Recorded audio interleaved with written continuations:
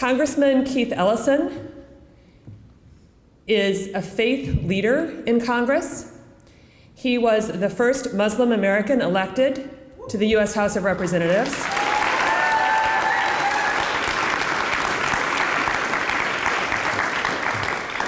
We have known him to work ardently in opposition to war, in favor of peace, in favor of helping people who are poor, working for religious freedom, and scores of other deep concerns to people across the United States and around the world.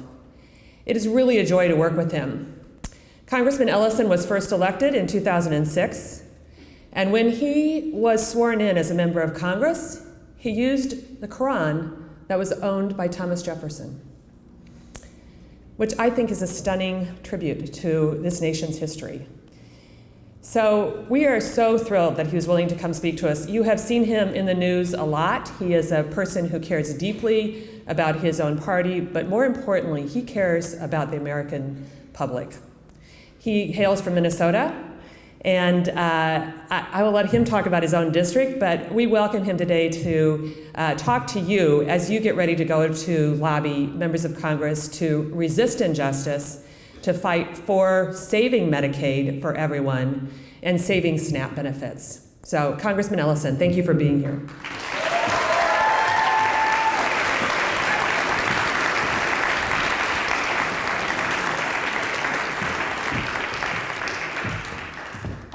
Good morning, friends. How you guys doing?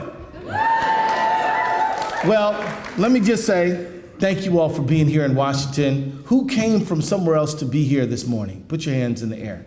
That's just about everybody. Where do you come from? Audience participation. Where do you come from? Okay, not all at once. Where did you come from? New York? In there? Indiana? Ohio? Brooklyn in the house? Boston, California, Bismarck. All right, don't forget Bismarck. Carolina. Which one? Did I hear Minnesota out there? Minnesota. All right, good. Well, you guys, let me tell you, it is important for you to be fired up, excited, a little bit even inspired. Who's feeling that way this morning? Yeah, good. It's important to feel that way because let me tell you, as young leaders who are, I think, motivated by your faith, your conviction, that you're here in Washington to bring a message that other people who are not here in Washington need you to bring. If you don't bring that message, the people in Minnesota, Ohio, Indiana, Brooklyn, Bismarck, and all over this country who are still at home, maybe the message will not land in the ears that it needs to land in. You are an ambassador, you're an emissary, you're a messenger. That's your job today to deliver that message. And I want to know, are you up to it? Yes. All right. You are up to it. I can assure you that you are up to it. And let me just tell you, all across this country, you listen to people, and that's the most important thing a leader can do. Am I right about that? The most important thing leaders do, and you guys are leaders, is to listen to people. What you'll hear people tell you is that before the Affordable Care Act, people were getting sick and couldn't afford the medical bills, and many of them had to declare bankruptcy because they could not afford to pay their medical bills. There were people who were told, well, you've had a serious injury, maybe two, you can afford one, pick. Seriously. People's medications were very high, very expensive, beyond their ability to pay. And let me just tell you that if in our spiritual tradition all over the world, one of the most important things is that there be healing and that we attend to the needs of the sick and the injured and the ailing. Let me tell you, when people kneel down to pray, man, or when they invoke the presence of the divine, I don't care if they're Muslim, Christian, Jew, Quaker, they often pray for healing. They pray to be relieved from the sicknesses and the illnesses that they are suffering from. And so a compassionate society doesn't just say, Good luck with them prayers. A compassionate society says we're going to try to answer your prayers as your neighbors by creating a world in which everybody can be exposed, at least access to healing. So you all are in a struggle, really, to create a society, to sustain a society in which everyone can get access to healing.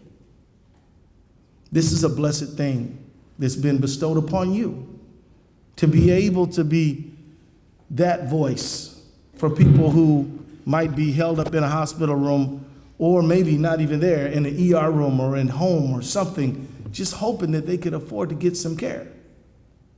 You are their voice.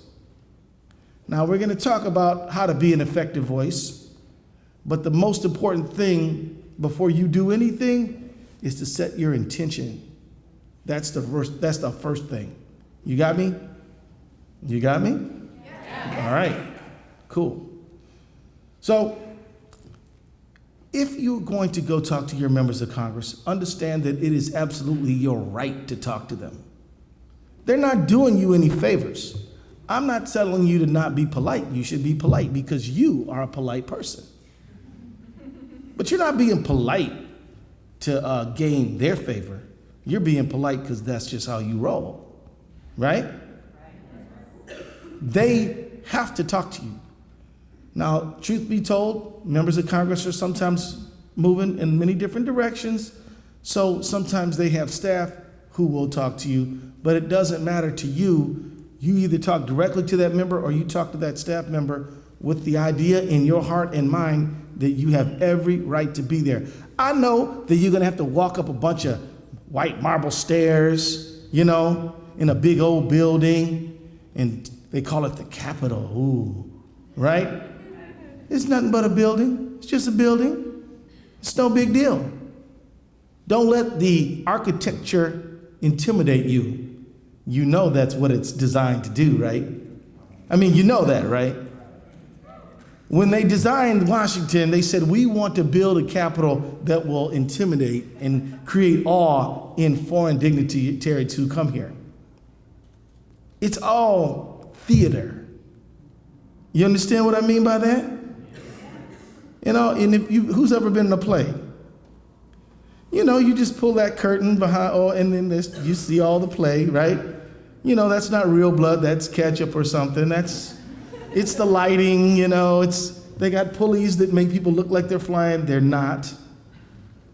And you should be aware of the illusion and the theater that's going on there and own your role as citizen and your right to speak truth to your representatives.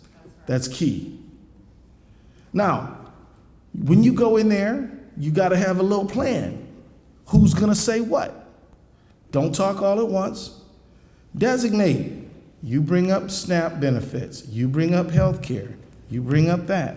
Kind of game it out a little bit. Make sure everyone is introduced. Don't just sit down and start talking. Say hello, blah, blah, blah, da-da-da. Set everybody at ease. Go around the room. And then start asking your questions. Wait for an answer. Because that answer is what? It's a commitment. Yes, and ask questions designed to get an answer. If you just preach at that member of Congress and you never even wait for an answer, then you will probably get exactly what you demanded, which is nothing. You follow me? Congressman, will you commit to vote no on the repeal? Silence. Let the silence sit there.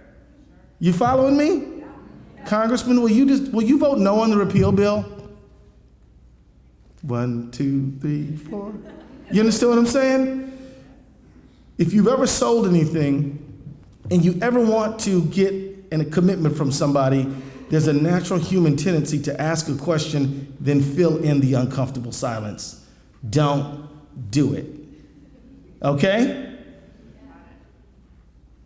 And then let them talk. Write down what they say. After the meeting, Take some pictures. You know why you're taking those pictures?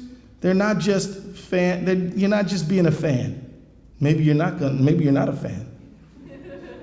You're not just a fan. What you are is documenting that you had the meeting.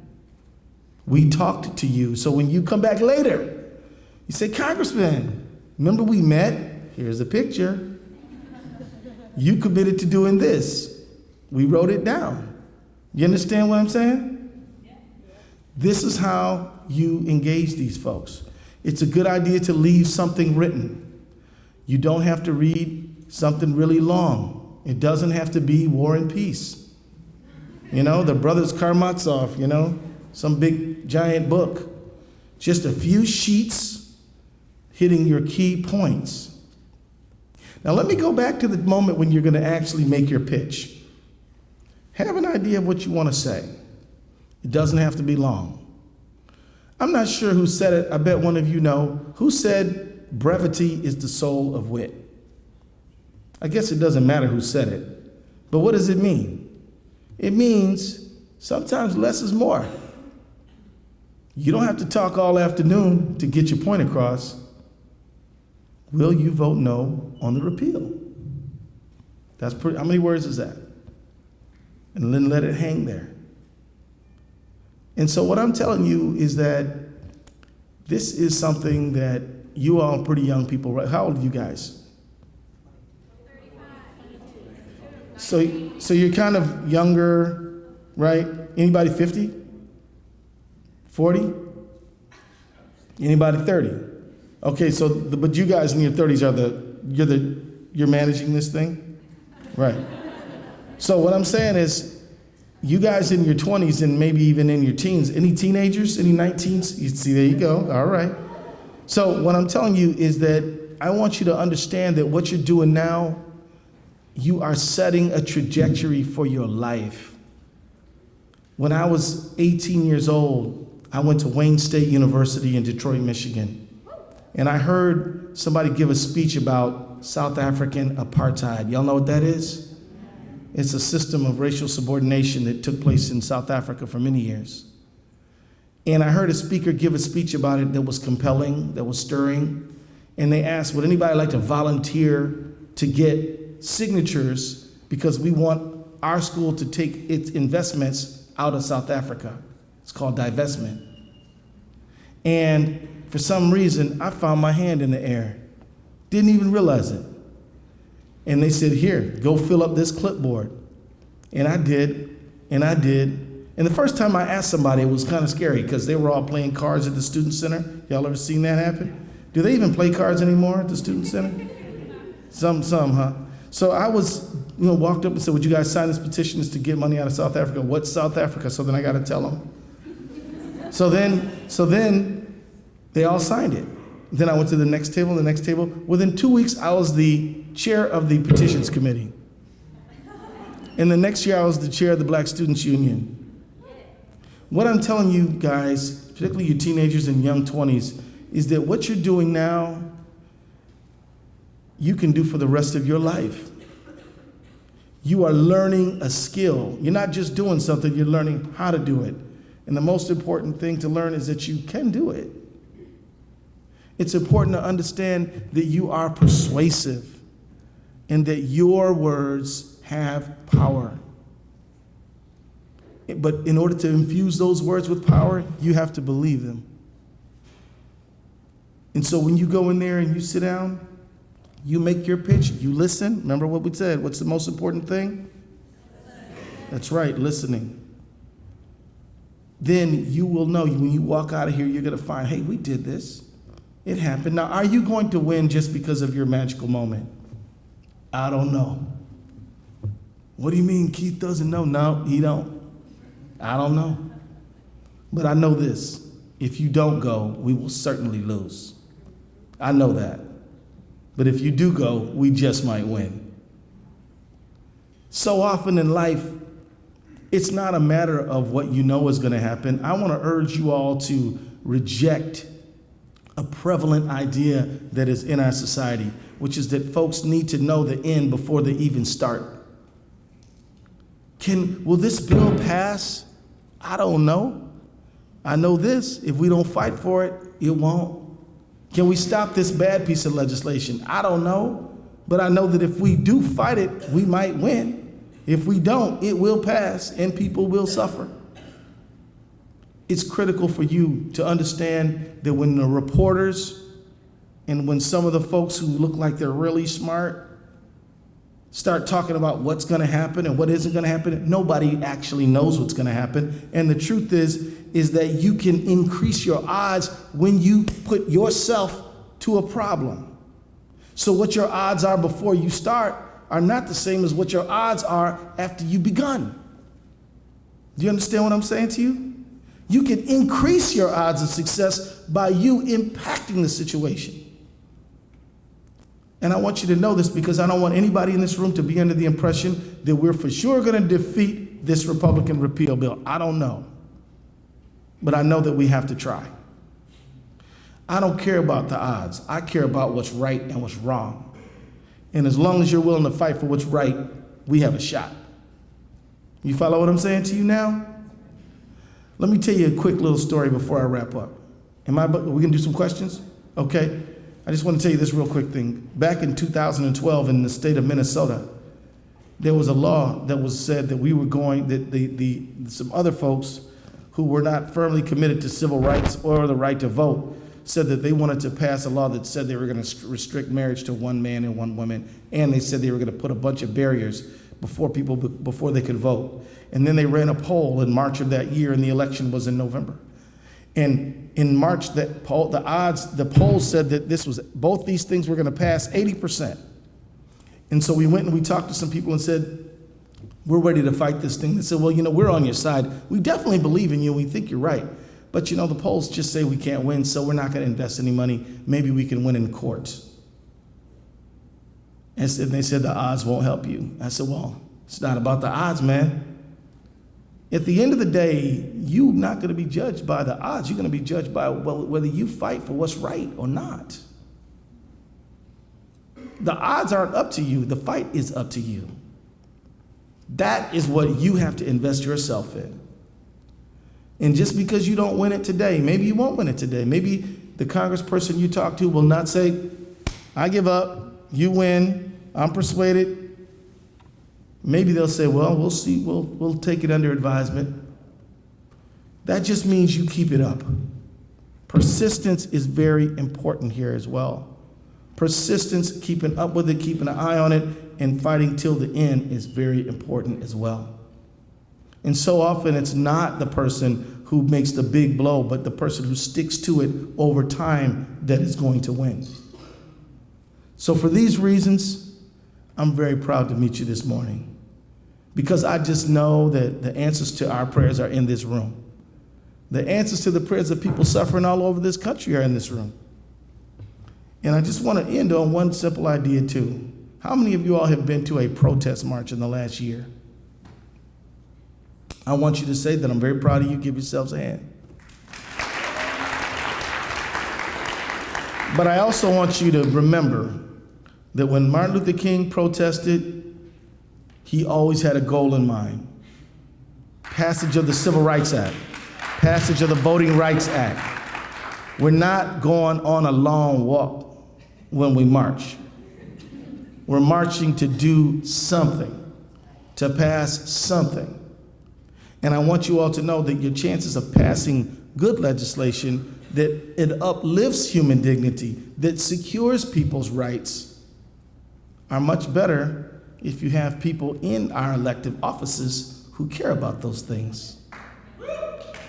If you, at your young age, are willing to consider running for office one day, that'd be a good thing. If you willing to be on that school board, that city council, state legislature, run for Congress, that'd be a good thing. Don't think for a minute that Congress is like the big leagues and the state legislature is kind of like AA or something. No, the action is everywhere. It's local level, state level, federal level, county level, and everywhere in between. The real power is in the people. If you ever get in office, never forget that. The power's not in the office, the power's in the people. But also we need your generation to think in terms of the need to occupy offices so that you can do good. One of my mentors was a guy named Paul Wellstone. You ever heard of him? Paul Wellstone was a guy who said, look, I don't believe in vanity campaigns. We're not running to make a point. We are running with all of our inclusive, generous values to win the election. Because when we win, we're going to do stuff. We're not in it just to be there. We're in it to do something.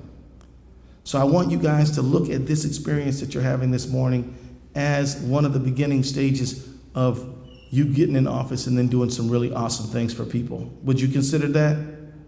Yeah. Awesome, awesome.